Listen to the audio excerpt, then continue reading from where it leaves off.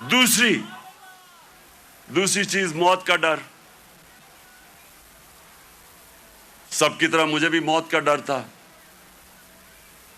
میں جب پالیٹکس میں آیا اس سے پہلے میں نے اس خوف کے اوپر قابو پایا، کیونکہ میرا ایمان جیسے جیسے مضبوط ہوتا گیا میرا یہ خوف جاتا گیا، اور میں جب اس نتیجے پہ آیا کہ جب اللہ کا فیصلہ ہوگا اس سے پہلے مجھے کوئی نہیں لے جا سکتا، تب میں سیاست میں آیا. میں کینسر ہاسپٹل میں 5 سال میرا آفس تھا. میں نے جب کینسر ہاسپٹل بنایا 5 سال میرا آفس تھا وہاں. اپنے سامنے میں نے دیکھا 3 میرے دوست وہاں آئے اچھے بھلے چیک اپ کروانے کے لیے، اور 6 مہینے میرے تینوں چلے گئے. تو یہ جو ہم سمجھتے ہیں کہ ہم اگر سیف کھیلیں گے تو شاید ہم موت سے بچ جائیں گے، یا کہ ہم اگر اپنے ایمان کے مطابق چلیں گے تو شاید جلدی موت آ جائے. یہ غلط فہمی میں نکال دیں اپنے ذہن سے. یہ سب سے بڑا خوف ہے اور یہ انسان کو روکتا ہے بڑے کاموں سے. اور تیسری چیز یہ رسک کہ جی میری نوکری چلی جائے گی، پیسہ کدھر سے آئے گا. محنت انسان کرتا ہے، فیصلہ اللہ کرتا ہے. تو یہ جو 3 چیزیں ہیں یہ انسان کو آزاد کر دیتی. اور پھر جو بڑا بت ہے، میں کا بت، جو انسان اپنے سے باہر نہیں نکلتا،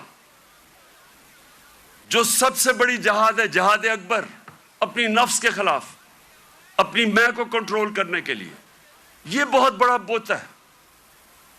اپنی ذات کے لیے، اپنے آپ کے لیے انسان سمجھتا نہیں ہے کہ اس کو اللہ نے کتنا بڑا مقام رکھا ہے.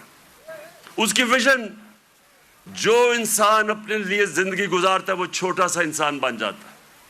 جتنا مرضی اللہ اس کو نواز دے، جتنے مرضی پیسے دے دے، علم دے دے، جو اپنی ذات کے لیے زندگی گزارتا ہے وہ آج تک دنیا کی تاریخ میں بڑا انسان نہیں بن سکا. لوگ کس کو یاد رکھتے ہیں؟ ہم بڑے ہو رہے تھے لاہور میں تو سارے گنگا رام کو یاد رکھتے تھے. گنگا رام کو کیوں؟ اس نے ہسپتال بنایا تھا انسانوں کے لیے. سارے جو اللہ کے برے صغیر میں بڑے بڑے جو صوفی آئے، ولی اللہ آئے، آج بھی ان کے مزاروں پہ دیکھیں لاکھوں لوگ جاتے ہیں. کیوں جاتے ہیں؟ کیونکہ وہ انسانوں کے لیے آئے تھے. وہ سب عاشق رسول تھے.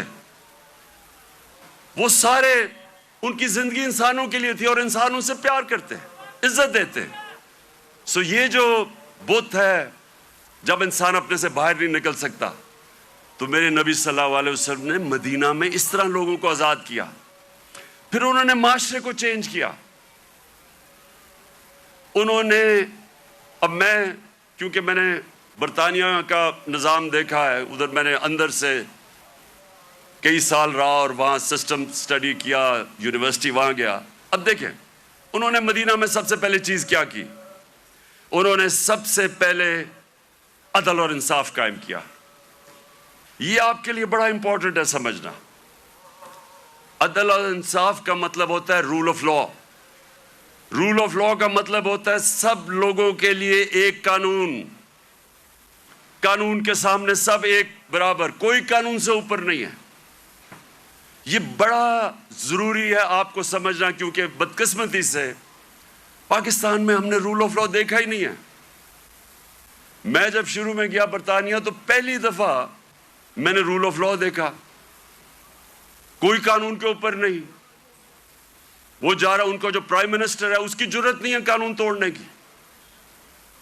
ہم نے جب شروع میں دیکھا جو ان کا برطانیہ کا جو شہزادہ تھا پرنس چارلز، اس کو ٹریفک وارڈن نے روک کے فائن کر دیا، وہ سپیڈ کر رہا تھا. وہاں کوئی قانون سے اوپر نہیں تھا. ابھی آپ نے دیکھا کہ برطانیہ کا پرائم منسٹر جو کہ باہری اکثریت سے جیتا تھا، اس کو صرف نکال دیا گیا اس وجہ سے کہ انہوں نے کہا کہ اس نے جو لوگوں کے لیے قانون بنایا تھا سوشل ڈسٹنسنگ کا کرونا کے دوران، اس نے اس کے اوپر عمل نہیں کیا، اس پہ نکال دیا قانون کی بالادستی۔ اور یہ میرے نبی صلی اللہ علیہ وسلم نے مدینہ میں کہا کہ میری بیٹی بھی اگر جرم کرے گی تو اس کو سزا ملے گی، کوئی قانون سے اوپر نہیں ہے۔ انہوں نے جو عدل اور انصاف کا نظام قائم کیا، یہ یاد رکھیں کہ پہلے عدل اور انصاف آیا پھر خوشحالی آئی، یہ نہیں کہ پہلے خوشحالی آئی اور پھر انصاف ہوا۔ انصاف کی وجہ سے خوشحالی آتی ہے معاشرے میں۔ جو آج دنیا کے اندر ایک انڈیکس ہے، اسے کہتے ہیں رول آف لا انڈیکس، کہ کن معاشروں میں دنیا میں قانون کی بالادستی